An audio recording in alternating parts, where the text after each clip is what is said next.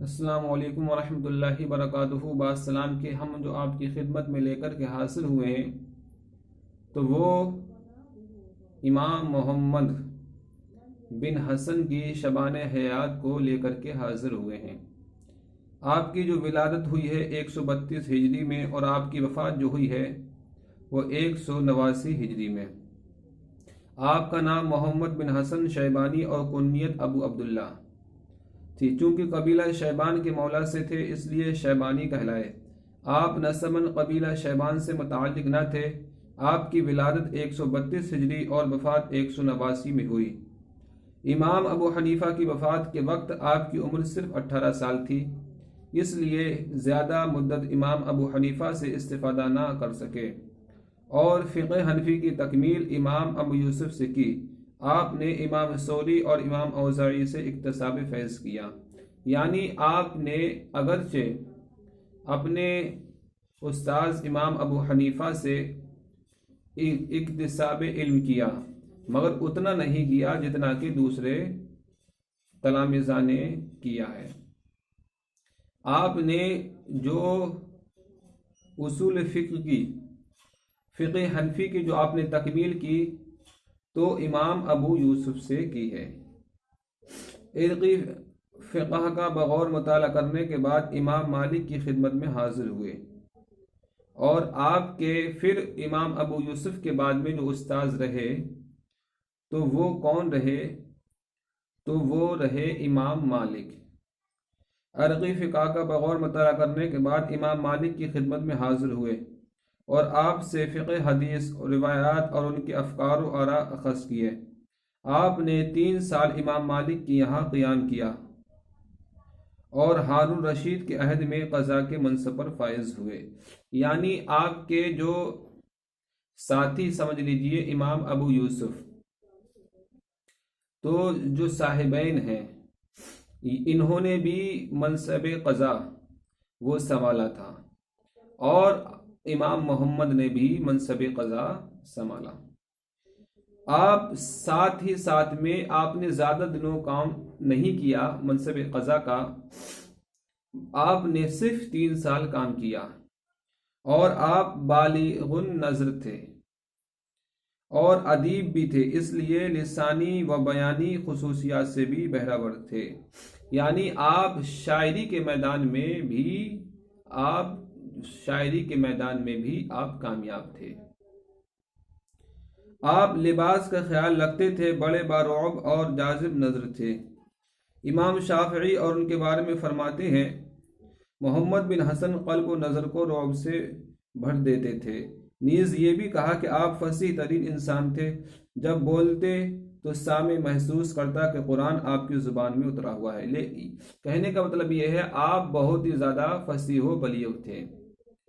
آپ جب بولتے تھے گویا کہ یہ لگتا تھا کہ آپ کی زبان سے گویا کہ قرآن بول رہا ہے، قرآن آپ کی زبان میں اترا ہے۔ یعنی آپ کی زبان میں یہ لگتا تھا گویا کہ قرآن آپ ہی کی زبان میں اترا ہے۔ سلطان سے تعلقات کے باوجود آپ بڑے کریم النفس تھے، اپنے عز و وقار کو ہاتھ سے نہ جانے دیتے۔ یعنی جس طریقے سے جو ہمارے ہندوستان و پاکستان کی جتنے بھی علماء ہیں بر صغیر میں، اکثر کیا ہوتا ہے اگر ان کو حکومت کوئی عہدہ دیتی ہے تو سب سے پہلے حکومت عہدہ دینے سے پہلے ان کی فضیلت کو چھین لیتی ہے۔ جس طریقے سے آپ دیکھ لیجئے ہمارے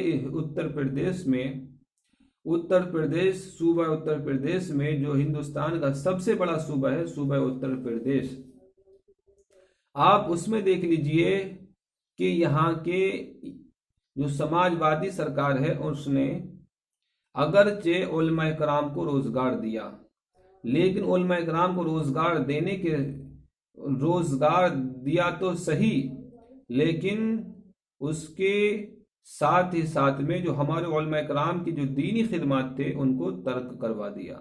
یعنی وہ کسی مدارس میں پڑھا رہے تھے، وہ کسی مسجد میں امام کی حیثیت سے تھے، تو اب ان کو امام کی حیثیت سے نکال دیا اور ان کو ایک پرائمری اسکول میں ایک جو ہے چھوٹے سے چھوٹے اسکول میں ان کو بھرتی کر دیا۔ اور وہ کیا کرتے ہیں وہ جو ہے وہاں پر صرف جو چھوٹے چھوٹے بچے ہوتے ہیں مکتب کے جو بچے ہوتے ہیں ان کی صرف سامنے حاضری بھرتے رہتے ہیں اور ان کے سامنے اپنے ٹائم کو ویسٹ کرتے رہتے ہیں، اور جو دینی خدمات ہیں وہ وقت کو وہ ضائع کر دیتی ہے۔ تو حکومت نے ہمارے ہندوستان کے جو صوبہ اتر پردیش ہے اس نے اگرچہ روزگار دیا ہے، لیکن ساتھ ہی ساتھ میں ان کا جو دینی خدمات کے جو وقت تھا وہ اس کو انہوں نے ضائع کر دیا، اور ساتھ ہی ساتھ میں سب سے بڑا نقصان یہ ہوا کہ جتنے بھی مدارس اسلامیہ جو بھی ہمارے شکشا بورڈ سے، اردو شکشا بورڈ سے جو بھی مدارس اسلامیہ جڑے، تو وہ سب کے سب جتنے بھی علماء کرام تھے ان کی گردن میں حکومت کی غلامی کا پٹا پڑ گیا کہ جب وہ حکومت کے اب کٹ پتلی بن گئے۔ اگر حکومت کی طرف سے یہ آرڈر آ جائے کہ تم کو ابھی راشٹر گان گانا ہے، تو ان کو اپنی نوکری بچانے کے لیے، اپنا روزگار بچانے کے لیے وہ راشٹر گان کیا کرتے ہیں، گا دیتے ہیں۔ تو میرے بھائیوں، لیکن ہمارے جو امام محمد تھے انہوں نے اپنا روزگار کی نہیں سوچی، اپنے منصب کی نہیں سوچی، بلکہ انہوں نے اپنے دین کی سوچی، اور بادشاہ کا رعب، ہارون رشید کا رعب ان کے اوپر کبھی بھی نہیں جما۔ ایک واقعہ بہت ہی زیادہ شاندار ہے، ہم آپ کو سناتے ہیں۔ خطیب بغدادی روایت کرتے ہیں کہ ہارون رشید ایک روز آئے اور تو سب لوگ احتراماً کھڑے ہو گئے، مگر محمد بن حسن کھڑے نہ ہوئے۔ محمد بن حسن جو تھے وہ کھڑے نہ ہوئے۔ خادم آیا اور محمد بن حسن کو بلا کر لے گیا۔ آپ کے اصحاب و تلامذہ، جو آپ کے اصحاب ہیں اور آپ کے تلامذہ، اس میں امام شافعی بھی ہیں، وہ گھبرائے۔ جب باہر آئے تو حاضرین نے دریافت کیا کہ محمد کہنے لگے کہ ہارون نے دریافت کیا آپ لوگوں کے ساتھ کھڑے کیوں نہ ہوئے؟ یعنی جب ہارون رشید آتا تھا، ہارون رشید علماء کرام کا اگرچہ بہت احترام کرتا تھا، لیکن علماء کرام بھی احترام کرتے تھے۔